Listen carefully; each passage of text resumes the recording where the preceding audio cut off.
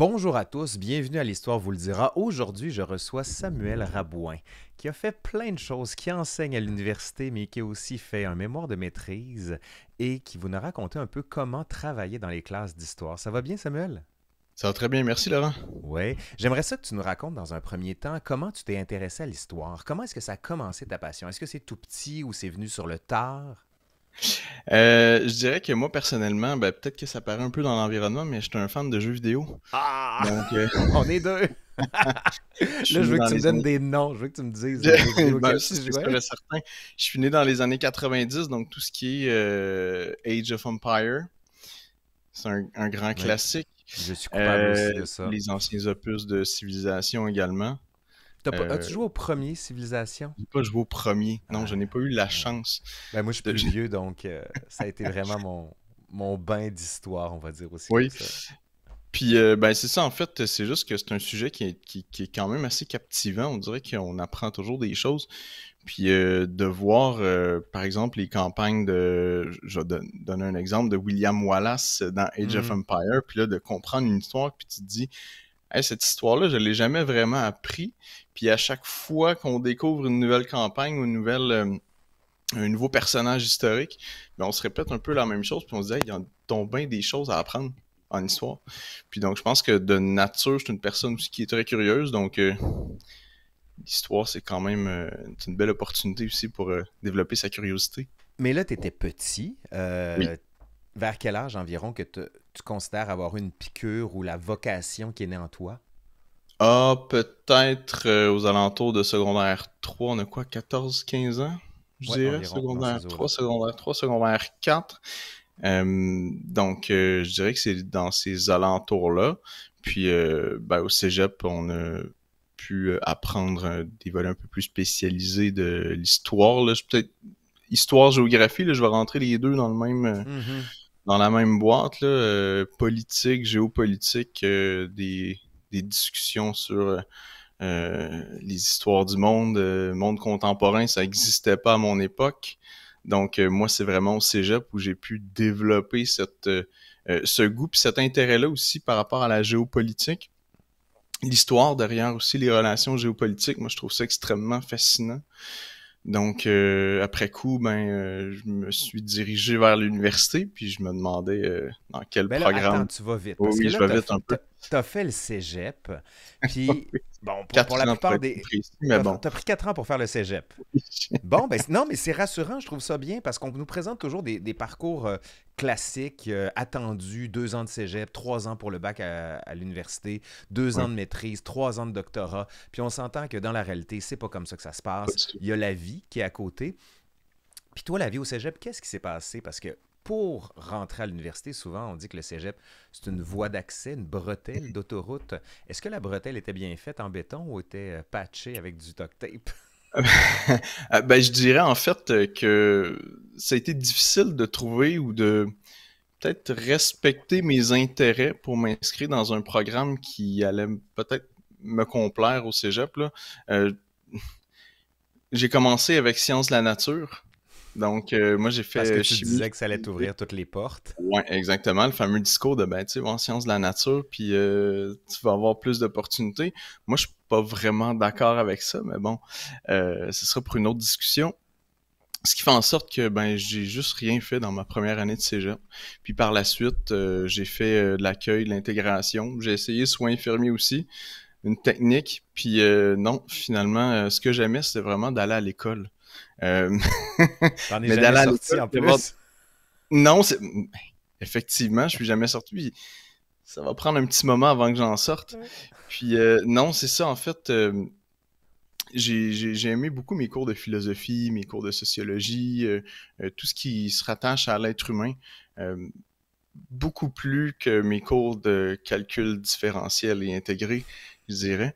Euh, c'est ça, c'est peut-être aussi par mes expériences de philosophie, de sociologie, que j'ai découvert que l'histoire ou l'univers, l'environnement social et humain, c'est quelque chose qui m'attirait beaucoup. Donc, ça a peut-être tracé un peu la voie pour l'université par la suite. Puis justement, quand tu es arrivé à l'université, là, il y a toujours le champ classique. Quand on s'intéresse à l'histoire, on se dit on fait un baccalauréat là, en histoire. Toi, est-ce que c'est ce que tu as fait ou tu t'es dit non, non, non, moi c'est l'éducation. Je veux aller en sciences de l'éducation. C'était vraiment l'éducation, je dirais. Ah oui, puis Vraiment pourquoi? l'éducation. Pourquoi? Parce que des fois, du jeu vidéo à l'histoire, il n'y a qu'un pas. Pourquoi est-ce que Oui. tout d'un coup, c'était de raconter, d'être dans une classe, de se mettre en scène, puis d'expliquer aux autres l'histoire? J'ai j'ai tout le temps été une personne qui était très à l'aise publiquement, euh, à l'école, du moins. Mhm, Euh, donc, c'est sûr et certain que le fait d'être à l'aise de parler devant un groupe, de parler en public aussi, ça aide beaucoup. mhm. Mais au-delà de ça, je suis une personne qui aime beaucoup apprendre. Ça a pris du temps avant que je comprenne que j'aimais enseigner. Mais moi, personnellement, j'aime beaucoup apprendre. Donc, du moment que je ne sais pas faire ou je ne connais pas quelque chose, c'est une opportunité pour moi d'aller apprendre. Donc, puis ça, ben, je pense que vraiment au cégep, c'est quelque chose que j'ai appris beaucoup. Puis sur moi-même, puis que j'ai appris aussi que ben, on peut apprendre à l'infini. Oui, Donc, ce qui est fascinant avec le cerveau humain, c'est que sa capacité d'apprendre, elle est infinie. oui. Donc, je me suis dit, tiens, Puis c'est c'est très peut-être... rassurant aussi d'apprendre. On a l'impression qu'on a une utilité. Tu sais, on se demande Oui. toujours à quoi on sert, pourquoi on est là. Je suis désolé de rentrer dans des débats un peu philosophiques, mais, Ah, j'ai ces discussions-là quotidiennement avec mes collègues. mais Quotidiennement. honnêtement, quand même, c'est quand tu Oui. apprends, tu as l'impression que tu as une utilité parce que tu te remplis le cerveau, puis tu as envie de déverser aux autres, tu as envie de raconter. Donc, ça fait de l'échange, ça crée du lien. Je trouve que c'est quelque Oui. chose de très sain dans notre société. Tu sais, on parle beaucoup de confort matériel, on parle de confort économique, etc. Mais le confort intellectuel, je trouve que des fois, on l'oublie. Ça a une Mhm. fonction d'élévation de l'âme, pas au sens métaphysique du terme, mais tu sais, au sens simplement de bonheur Mhm. classique, où est-ce que tout d'un coup, je me sens appartenir au monde par les connaissances qui sont les miennes. Puis c'est aussi une belle façon d'apprendre. Euh, une belle façon d'apprendre l'échange avec les autres, la communication. C'est là où on se rend compte aussi que certaines disciplines de l'environnement social n'ont pas des... Comment dire? Les savoirs ne sont pas figés, Hmm. ne sont pas déterminés par des lois universelles. Et donc, il y a un certain dialogue qui est possible avec l'autre qui nous permet justement d'apprendre et de grandir. Puis c'est cet aspect-là, surtout des sciences humaines, qui m'intéresse beaucoup. Mhm. Il y a une Puis, grande part de rhétorique, oui, mais aussi une grande part d'esprit critique et d'ouverture. donc là, on s'était laissé à la fin de ton cégep, on arrive à l'université, tu rentres au baccalauréat en sciences de l'éducation, je vais le finir par le dire, baccalauréat. Fait 3 fois je le dis, 3 fois je m'accroche, excusez-moi pour ceux qui nous écoutent. Mais comment ça s'est passé, toi? Tu es rentré à l'université puis tu t'es dit, je veux enseigner l'histoire le plus vite possible, je veux Oui, aller pas sur les bancs d'école, mais enseigner aux élèves. C'est comme ça que ça s'est passé pour toi? oui, absolument. Donc, je suis rentré à l'université, baccalauréat en enseignement des sciences humaines de l'univers social au secondaire. Donc, ma formation me préparait ou m'a préparé à aller enseigner au secondaire. C'est sûr et certain que moi, au courant de mes études, j'ai pas été une personne toujours très, très studieuse. En fait, je dirais même que j'ai eu Le social prenait le dessus. oui, quand même beaucoup. Et j'ai eu le malheur aussi d'avoir beaucoup de facilité, ce qui fait en sorte que, tu sais, quand tu rencontres de l'adversité à l'université, t'as des cours dans certains départements, par exemple au département d'histoire où il y a énormément de compétition, et là, ça demande un investissement personnel assez important. Et là, Mhm. ça m'a permis aussi de me dépasser et de tenter d'explorer de diverses façons d'apprendre, diverses façons d'enseigner. Puis j'ai appris beaucoup, beaucoup durant mon parcours universitaire. Je dirais que dans les dernières années de mon parcours universitaire, c'est là où j'ai commencé à peut-être me plonger le nez un peu plus dans mes livres. Et c'est peut-être à ce moment-là aussi que je me suis dit que j'allais peut-être jamais quitter l'université. Euh, C'est toujours le cas encore aujourd'hui. aussi, toujours le cas. Donc, c'est sûr et certain que après mon baccalauréat, moi, d'aller sur le marché du travail, je trouvais que c'est quand même trop rapide. Il me semble que l'université avait encore beaucoup de choses à m'apprendre. Euh, encore, donc je voulais pas tout de suite partir sur le marché du travail. Puis également le fait que, bon, le contexte au baccalauréat en enseignement, c'est que tu dois réussir un test de certification de français écrit Ouais. avant un certain point, sinon tu es retardé dans ton parcours. ça a été mon cas. J'ai été retardé à la fin de ma 3e année. Puis donc, plutôt que de prendre une année sabbatique ou une année à faire des cours en tant qu'étudiant libre, ben, j'ai décidé de faire le saut directement à la maîtrise. Donc, je suis passé de la 3e année, fait créditer un bac en sciences de l'éducation, puis passé tout de suite à la maîtrise en didactique en didactique. OK. Puis là, tu as commencé à faire un mémoire de maîtrise. Sur quoi portait Oui. ton sujet? Oh boy, il y a peut-être 2 personnes pour qui ça peut intéresser Non, dans le faut pas monde. dire ça, faut pas Non. dire ça, parce que sinon, ça sous-entend que les sujets de recherche sont pas intéressants. Puis j'y crois pas. Je pense que quand c'est Ouais. bien expliqué, puis je le sais que tu es capable de le faire, ça Mm. devient référentiel, même pas juste pour les gens du milieu, mais pour ceux qui sont à l'extérieur. Mhm. Ben, c'est sûr et certain qu'il y a une grande part de philosophie ou de sociologie dans mon mémoire de Mm. maîtrise. Je m'intéresse au rapport au savoir des enseignants d'histoire. Ben, je m'intéresse encore aujourd'hui. Le rapport au savoir des enseignants d'histoire à l'égard de l'enseignement du programme d'histoire du Québec et du Canada à l'époque. Donc, autrement dit, je vais essayer de résumer rapidement 220 pages de mémoire de maîtrise. C'est un long mémoire. Ma thèse en 180 secondes, c'est Oui, parti. super, j'ai pas plus que 3 minutes. Donc, donc en fait, je m'intéressais à comprendre qu'est-ce qui faisait en sorte que l'enseignant avait une approche qui était différente d'un autre enseignant par rapport au même programme. Donc, on sait, pour le programme d'histoire, tous les enseignants au Québec ont le même programme, doivent enseigner le même programme. Cependant, ce qu'on remarque, c'est que dans les classes, c'est pas le même enseignement qui est donné. Mhm. Donc, étant donné qu'il y a beaucoup de contenu, étant donné que c'est un contenu qui est très euh, politisé, je Mhm. dirais, l'histoire du Québec et du Canada, ben, l'histoire en général, euh, qui suscite beaucoup de débats, qui a énormément de sujets sensibles, que ça euh, euh, stimule les intérêts des enseignants également. Donc, qu'est-ce qui fait en sorte qu'un enseignant va décider de porter une plus grande attention à l'enseignement d'une période historique comparativement à une autre période historique? Donc, c'était vraiment la question qui a animé mon mémoire de maîtrise. Et c'était vraiment intéressant de voir les enseignants puis de les entendre surtout à ce sujet-là. OK. C'est super intéressant quand même. Toi, après ça, tu as commencé à devenir chargé de cours, tu as enseigné à Mhm. l'université. Qu'est-ce que tu préfères enseigner? Hmm. Euh, je pense que qu'est-ce que je préfère enseigner? Euh, je pense que d'enseigner toujours le même cours, à un moment donné, je me tannerais. Ouais. T'en Je- donnes beaucoup de cours aussi, là, pour ceux qui ne le Oui, oui, savent j'en pas. donne beaucoup, puis j'en donne beaucoup, une grande variété aussi Oui, de une cours, grande là. Ça va de diversité.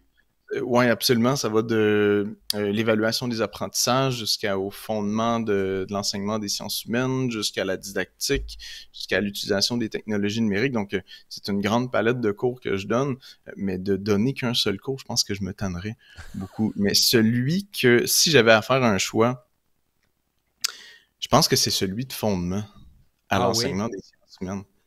Honnêtement, non seulement c'est bien placé dans le parcours, c'est un cours de première année. Donc, on voit arriver des nouveaux étudiants à l'université. Donc, c'est l'opportunité aussi de démarrer des discussions qui ont, ben, du moins, je l'espère, jamais eu l'occasion d'avoir sur la nature de la discipline historique, sur la portée de l'histoire, sur l'utilité de l'histoire également. D'où Mhm. est-ce que ça vient l'histoire? Donc, on fait beaucoup d'épistémologie, on a beaucoup de discussions philosophiques également dans le cadre de ce cours-là. Puis c'est vraiment ce qui m'intéresse, moi, l'échange avec les étudiants qui, en fait, sont des futurs enseignants. Donc, ils vont aller enseigner l'histoire par la suite, soit au primaire ou au secondaire. Donc, moi, c'est sûr, ben, directement lié à mon mémoire de maîtrise, je m'intéresse à savoir quel est leur propre rapport au savoir historique. Donc, c'est vraiment, vraiment, vraiment intéressant. Puis je pense euh, ce qui est le plus intéressant dans cette discussion, c'est d'être capable de briser un peu ou de modeler leur base de compréhension par rapport à la discipline historique. La façon dont eux se représentent l'histoire comme étant un seul récit Mhm. linéaire, alors qu'en réalité, on parlera davantage des histoires.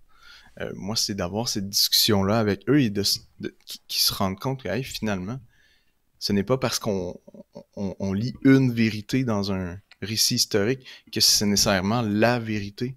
Ouais, c'est Euh, l'idée selon laquelle, tu sais, pour connaître l'histoire, tu ouvres un livre d'histoire, puis tu lis l'histoire, puis that's oui, it, c'est fini. Alors exact. que tu te rends compte que l'histoire, tu sais, tu disais, c'est toujours politique. Tu sais, on dit souvent que l'histoire, c'est un champ de bataille.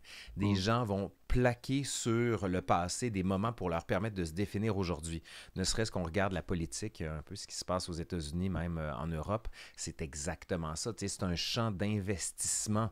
Puis de leur faire comprendre que l'histoire n'est pas linéaire, l'histoire a plusieurs branches, l'histoire est déconstruite, l'histoire, c'est un récit organisé pour plaire ou pour définir une identité quelle qu'elle soit. D'autres, au contraire, c'est une histoire très scientifique qui ne veut que comprendre Mhm. des faits. Est-ce que les faits existent? Est-ce que ces faits-là ne sont pas trafiqués? Tout d'un coup, c'est là, tu te dis, coudon, je suis en train de suivre un cours de philosophie où il était supposé me raconter une histoire, puis là, il m'explique le fondement de la vie.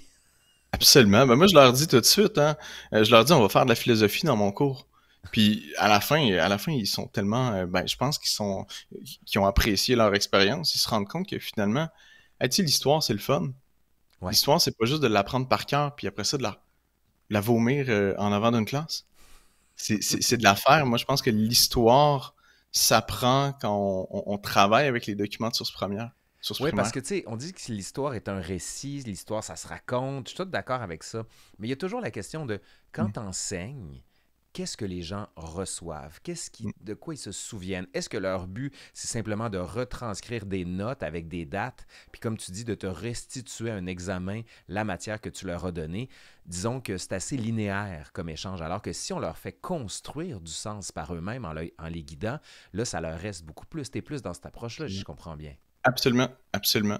Moi, c'est de travailler avec les sources primaires, c'est tellement plus enrichissant. Puis par la suite, d'avoir la discussion. Ce qui est intéressant aussi, c'est que, par un petit peu d'étymologie, ben, en français, il y a un seul mot pour dire histoire, alors que si je prends l'allemand, par exemple, il y a deux mots. Une histoire avec un grand H, puis l'histoire avec un petit H. Tu nous le Donc, dis pas en allemand, non, j'ai oublié le mot, mais en même temps, ma prononciation, l'allemand est pas nécessairement Moi, à on chaque point. fois que je dis des mots en allemand, j'ai à peu près 50 commentaires pour me dire t'as pas dit le bon mot, c'est pas comme ça que ça se prononce, puis je le fais. Merci, je le sais que je suis pas bon, merci de me le souligner. Mais on fait donc la distinction avec histoire avec un grand H et histoire avec un petit H. Donc le fait de raconter un récit et le fait de faire de l'histoire comme une Hmm. discipline scientifique, d'appliquer une méthode. On fait la distinction alors qu'en français, il n'y a pas vraiment de... Il y a un seul mot pour décrire les deux. Donc on mélange un peu le récit et l'application d'une méthode. Je trouve que c'est un fait intéressant et peut-être que ça nous permet de mieux comprendre avec plusieurs autres facteurs bien évidemment, mais notre propre rapport à l'histoire comme étant une discipline scientifique. Euh, je sais pas, peut-être que tu pourras plus nous en parler, toi qui es historien, mais comment l'histoire est perçue à travers la communauté scientifique ou même à travers la société en général, comparativement à d'autres disciplines qui sont plus, reprenons des vieux termes du cégep, des disciplines dures.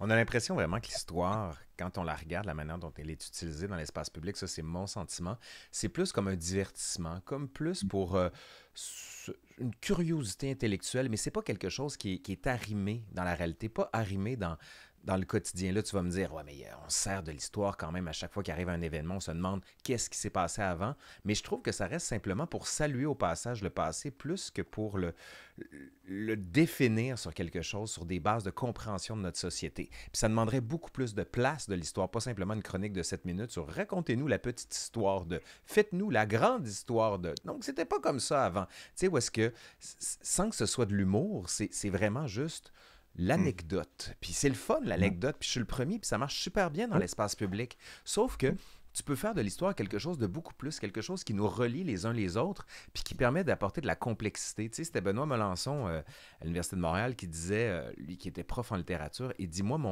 mon but comme intellectuel, c'est de compliquer les affaires. Puis je citais souvent cette phrase-là de Coluche qui disait, quand vous posez une question à un philosophe, puis il a fini de répondre, vous comprenez plus votre question. Je veux pas ça, mais je pense qu'il y a une manière d'apporter de la complexité sans que ce soit lourd.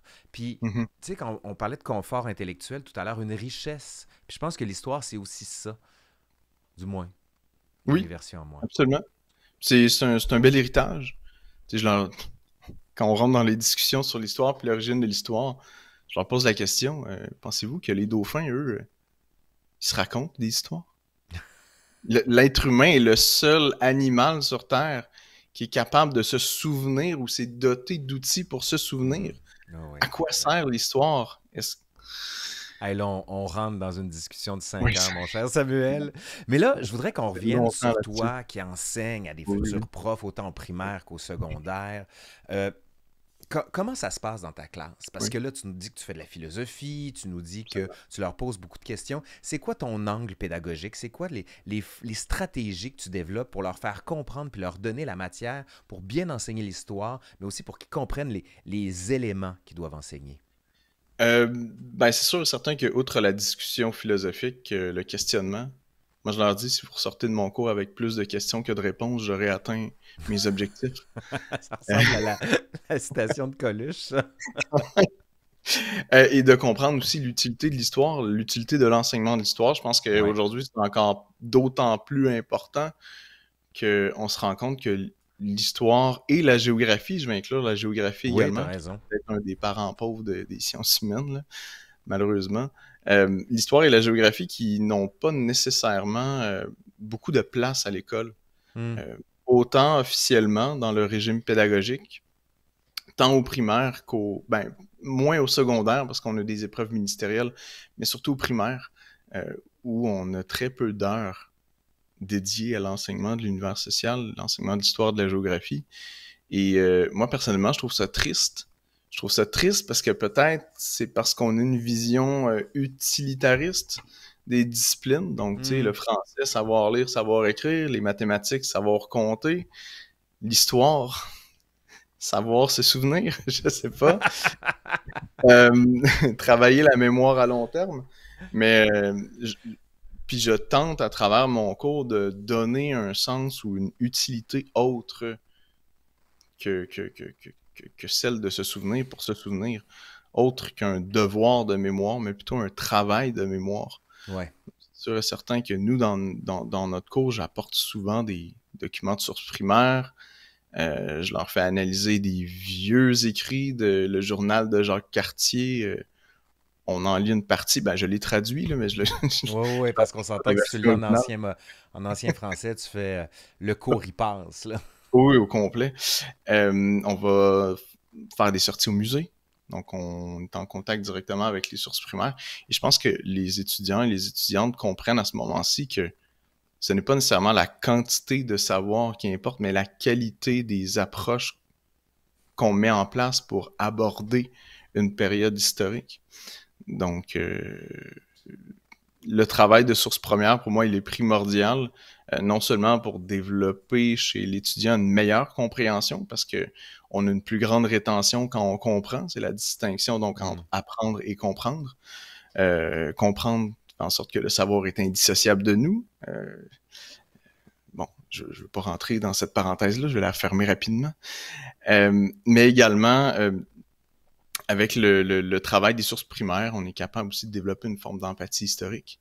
Hmm. Quelque chose qu'on a beaucoup, beaucoup perdu, à mon avis personnel, une empathie historique. Parce que Euh, l'impression, c'est ça, c'est que des fois, on lit le récit historique comme si c'était quelque chose qui était loin de nous, détaché, qui ne nous touchait pas, puis d'entrer dans cette espèce de passé qui est encore vivant en nous. Tu sais, c'est Jocelyn Letourneau qui disait un passé qui ne passe pas.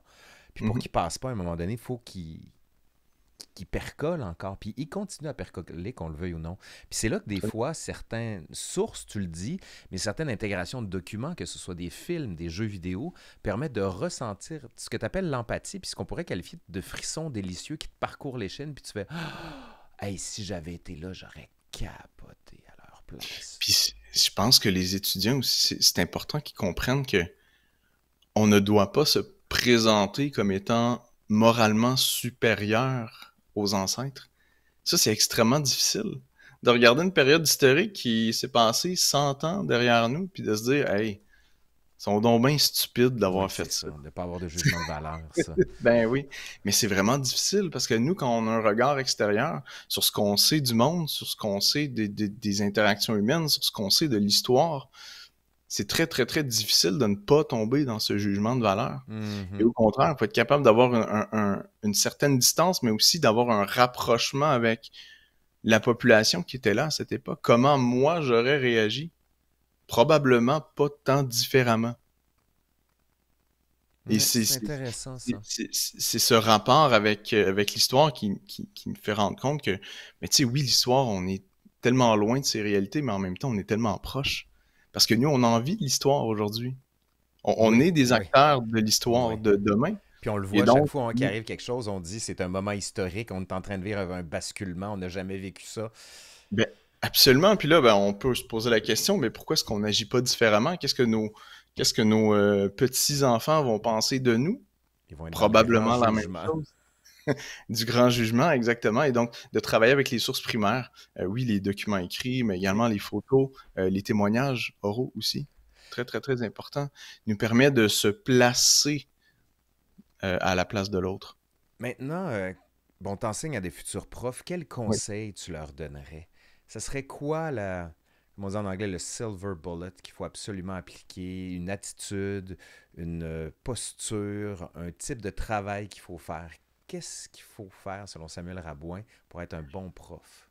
Ne pas enseigner la réponse. Ça, c'est bon, ça. Parce qu'en histoire, on est une des rares disciplines où on enseigne la réponse et non pas la méthode. C'est En intéressant, en mathématiques, on fait. va demander aux élèves de comprendre une formule mathématique. En chimie, on va leur demander de comprendre des lois universelles pour par la suite les appliquer. Ben, en histoire, pourquoi est-ce qu'on n'apprend pas la méthode pour par la suite l'appliquer à des documents de source primaire? C'est À la intéressant. place, on prend un raccourci, on se dit ah, c'est trop long, c'est trop compliqué, puis on va Parce donner qu'on la dit, réponse. souvent, certaines personnes vont te répondre que le but de l'histoire, c'est de donner du sens, de Mhm. fonder du lien social. Et donc, il faut qu'ils aient un récit commun pour être capable de se relier les uns les autres. À quoi tu réponds quand on te dit ça? Ben en fait, un récit commun, c'est difficile à définir ce qu'on entend par récit commun. Je pense pas que ça existe. Autrement dit, je pense pas que moi, j'accorde la même importance ou le groupe social auquel j'appartiens n'accorde pas la même importance aux événements historiques qu'un autre groupe social ou qu'une autre personne. On va définir un récit différemment selon nos préférences, selon nos intérêts, selon nos appartenances, selon notre culture, selon notre langue, selon... Donc, de dire qu'on a une histoire ou un récit historique, devrais-je dire, commun, je pense pas Hmm. que c'est tout à fait vrai. On a peut-être des questions communes, par contre. Euh, et à ce sens-là, ben, pour répondre à des questions, il faut trouver les réponses. Donc, il faut aller documenter, il faut aller chercher des sources, il faut donc appliquer une méthode. Et moi, je pense que, c'est mon avis personnel, je pense que plutôt que de faire une liste d'épicerie de toutes les connaissances à apprendre, ben, faisons une liste d'épicerie de toutes les questions à se poser. C'est intéressant. Selon toi, c'est quoi le futur de l'enseignement? Parce que là, il y a plein de technologies qui Mm. arrivent à gauche et à droite. On se dit, on ne pourra plus enseigner de la même manière. À quoi ça va ressembler dans 3, 4, 5, 10 ans, 20 ans? Je pense pas que ça va changer. Je pense... Moi, personnellement, je crois pas beaucoup à l'enseignement en ligne de masse, les MOOC, Oui, les Massive MOOC. Online, l'autre O que j'oublie tout le temps, Course. Je crois pas non plus beaucoup, mais je crois pas. Je vais pas rentrer non plus dans le dogmatique, là, mais je ne pense pas qu'on va remplacer l'interaction humaine avec l'intelligence, avec l'interaction avec l'intelligence artificielle. Mhm. On parlait d'empathie historique tout à l'heure. Ben, une des fonctions que l'intelligence artificielle n'est pas capable, c'est faire preuve d'empathie. Une des fonctions. Mhm. Euh, donc, pour résoudre des Pour questions morales, l'instant, parce qu'on ne le sait pas, ça évolue tellement vite. ben, pour l'instant, puis j'oserais croire aussi que fondamentalement, dans le fonctionnement de l'intelligence artificielle, c'est impossible. Hmm. C'est impossible. Parce que très rapidement, l'intelligence artificielle résout toute question à des opérations mathématiques. Mais les émotions, les valeurs, Hmm. La moralité, ça ne peut pas être résolu par une équation mathématique. Et donc, Mhm. fondamentalement, je ne crois pas que l'intelligence artificielle, du moins je ne l'espère pas, qu'elle va être capable de moralité, à moins qu'on lui impose une moralité à suivre. Ça, c'est une Ouais. autre question. Ça, c'est un autre débat, mais je pense pas que l'enseignement va changer beaucoup, beaucoup, OK. du moins pour l'enseignement de l'histoire, dans le cas qui nous concerne. Le rapport humain, le rapport avec l'autre, le questionnement, les interactions, je pense que c'est fondamental. Moi, je l'ai vu pendant la pandémie quand j'ai enseigné en ligne, là, la différence au niveau de l'interaction, de la richesse des interactions et même de la pertinence du cours, même c'était très, très, très différent. Puis le contact avec l'autre, euh, c'est fondamental à mon avis en l'enseignement. Et en même temps, on intègre beaucoup de technologie dans nos classes sans même se poser la question à quoi ça sert. Tu penses à Ou, quoi, là? Quel type de technologie? je pense au TNI, tableau numérique interactif. Je pense aux tablettes. Je pense à la réalité virtuelle. Hmm. Je pense que on a malheureusement le réflexe d'intégrer de nouvelles technologies, puis par la suite avoir la réflexion sur quel est l'impact sur l'apprentissage et l'enseignement, Hmm. alors qu'il faudrait peut-être avoir Le la chemin réflexion inverse. inverse. Qu'est-ce Tu viens de qu'on a décrire besoin? beaucoup de choses dans l'être humain avec cette phrase-là. On agit, on pète, on revient, on dit ouf. Oui, On va essayer de réfléchir à ça avant. Oui, on aurait dû le faire avant. on va essayer de pas le répéter et là, le cycle se poursuit jusqu'à la fin des temps. Hey Samuel, c'est vraiment Oui, passionnant de t'écouter. absolument. Vraiment, merci pour toutes tes réflexions. Je vais mettre toutes les références de ce que Oui, tu fais, de ton mémoire de maîtrise, si les gens veulent aller le lire, parce que moi, je pense que c'est important, ça. Puis en plus, il est en accès libre. Merci beaucoup, Samuel, de nous avoir oui. éduqués, j'ai envie de dire, puis de nous avoir partagé tes réflexions. Merci Laurent, toi, pour l'invitation. Ça fait un grand plaisir d'avoir une discussion. Allez, bye.